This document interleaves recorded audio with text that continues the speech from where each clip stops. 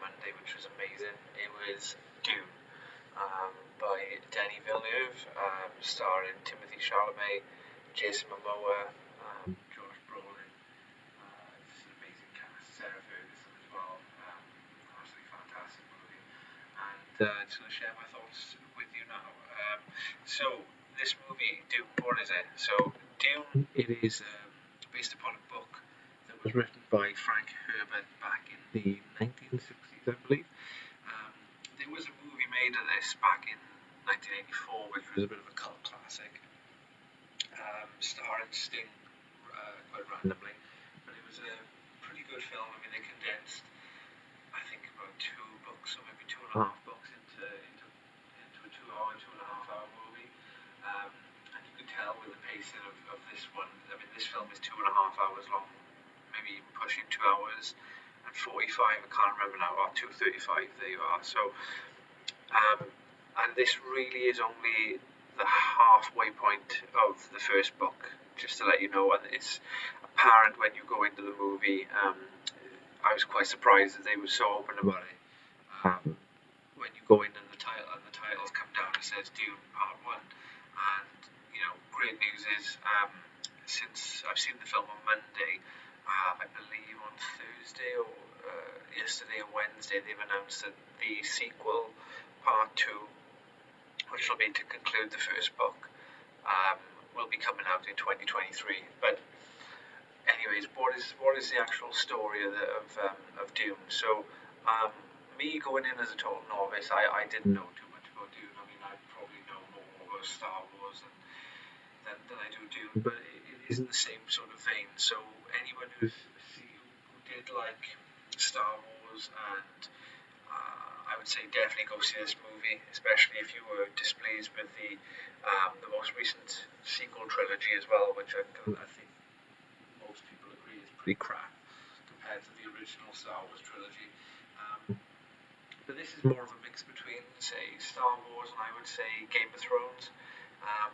So I will say the movie catapults you straight away into what's going on, and even though as a novice, not really knowing the content of what the story was, you do come out of that. Even during the movie, you're sort of like hooked in straight away. You know what's going on. You know who the main players are, what their motivations are, also how the plot is developing as well. You do start to see that, and even coming out, talking to my brother,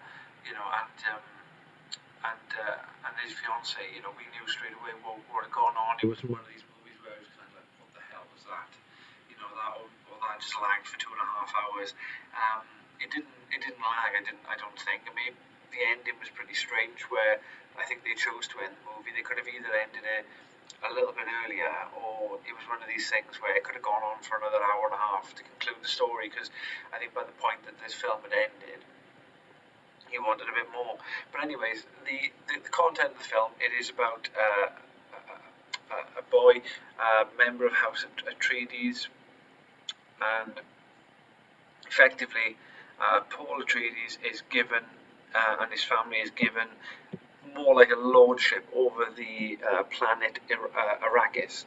Now, this planet has got a particular commodity which everyone in the galaxy is seeking, which is called spice. Now, this compound has the ability to enable space travel, so really important in this sort of galactic empire that House Atreides and Paul Atreides' family is a big part of. But also the spice has got some sort of like hallucinogenic vitality properties to it as well, so it can extend life also. And there's on the planet itself, there's a bit of a dynastic struggle, because this family, the Atreides family, quite a powerful family, were given lordship of Arrakis. They've replaced a family by the name of Harkonnen. Now, the Harkonnens are the main bad guys in the movie. They are effectively displeased that their lordship over the planet has been ceded to this rival clan, and they want to go about maybe taking that back and making sure that transfer doesn't go too smoothly. So the film basically opens up and you start to understand the main characters. Paul Atreides, his mother, his father is the leader of the house and also one of the integral members of the Empire and serves the Emperor. And we don't get to meet the Emperor in this film, but I'm sure we'll get to meet the Emperor in the next movie. We're introduced to Baron Harkonnen as well, a grotesque, really sort of Jabba the Hutt type character who is the leader of House Harkonnen, who are effectively the bad guys in this movie. We're introduced as well to an indigenous clan who are on the planet, and they're called the Fremen. Now the Fremen effectively double as kind of like, and there is a lot of parallels really in the story coming later on, but also immediately in the story of effectively of Muslims and people in the Middle East, gone back in, as a comparable to history. You've got effectively this particular product that which the controllers of the world want, or in this case the galaxy want, and they set about swapping sides who gets to sort of go into these lands and take that product, and they fight over it. And then you've got domestic indigenous people who say, no, this is ours, this is our property, this is our land, and you're not taking it from us.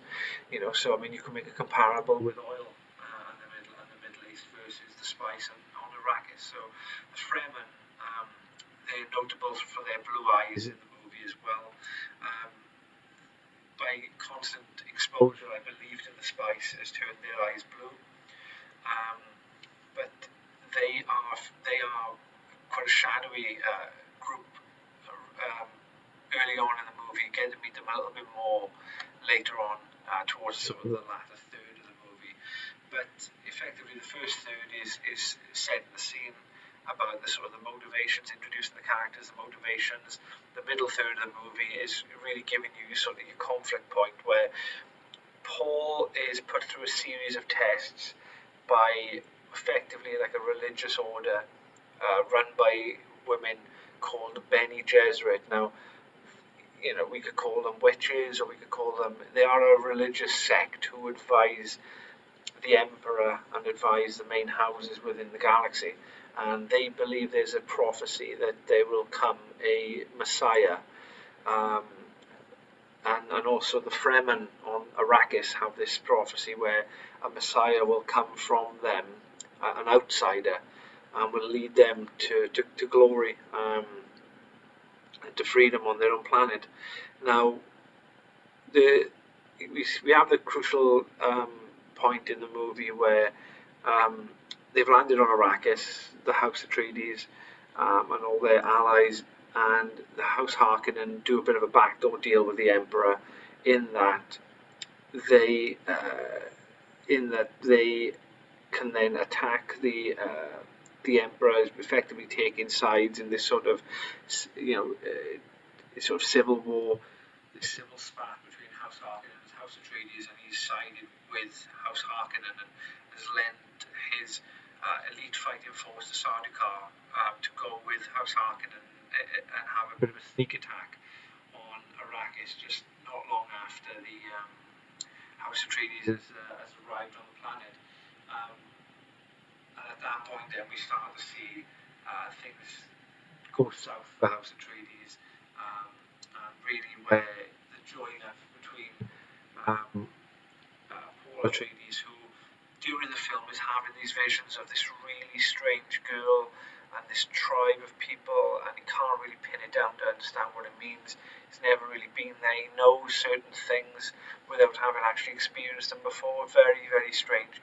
And he's investigated by these Bene Gesserit religious order. Even as he arrives on the planet, he's referred to as a bit of a messiah, the Mahdi, which he will be referred to as later on, I suppose, in part 2 as well. But I will say Timothy Chalamet really carried the film on his own. He was fantastic. I liked him in in The King, playing Henry V in The King on Netflix, and he was excellent again in this as Paul Atreides. Um, Zendaya wasn't in the movie an awful lot, though. I will say, I think a lot of promotional material show her as like an integral part of the film, but effectively she's only in it for about 15 minutes, including flashbacks. So I'm assuming that she'll play a bigger part in the next movie.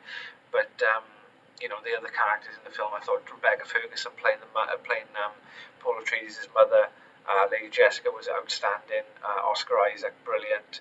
And but Dave Bautista didn't get an awful lot to do, to be honest with you. But hopefully he'll be back in the sequel, because I didn't see him die on screen. There are quite a few main character deaths as well. So very very much like this film is very much like Game of Thrones, and it's doing okay so far post COVID. Anyways, it's got a huge budget. I think it's 180 million, and it's made let's have a look, 236 so far. So it's not doing too bad, but I mean, in COVID, I suppose that's a pretty good success. But also, what's got to be understood is that they've put this in America on HBO Max as well. So effectively, they've not pushed the boat out and asked people to go to the cinemas, particularly in America. Otherwise, I think it would have made a hell of a lot more money over there. But I will say it's a movie I wouldn't watch. I will watch because I've got a pretty big TV, thankfully. But I wouldn't watch this at home on a phone or on a laptop. I think that I was so surprised by the quality of the cinematography and the quality of the CGI in the movie as well. And it is quite CGI heavy, but it is fantastic. Denis Villeneuve, he made a couple of other good films, like Arrival. He's done Sicario as well, I believe. So he's a pretty good director. But Arrival was visually fantastic, even though I thought it was an invasion movie, but it was quite something a lot deeper than that. But still is a pretty good movie. But Dune is just a class apart. And looking here, what people's responses to the movie have been. So far, the critics have given it 83%. What they say, Rotten Tomatoes. Tomato meter is 83% good. So that's excellent. I probably would say that should even be higher. It's such a good film. 91% audience score. There are people who come out of there thinking, do you know what, I know it's a good movie, but there's a couple of people who sat behind me thinking, I can't really either get into it. There's too much content to absorb, and maybe I need to come back and see it again. Or it did the sort of pacing, not so much lagged, but the pacing was very strange in times where there was a big gap in between things happening and things not happening. So overall though, it's a superb movie, absolutely amazing, and it's like one of those movies when you watch it, you're watching something quality, you're watching something absolutely amazing that's out of this world. And I think one of the last movies I watched, it was that where you just knew watching it on the first viewing that it was quality, and was something like The Dark Knight, or even Joker. Something like that. It was just absolutely superb. You just watched it for the first time and thought, this is game changing, really. But I can't wait for part 2.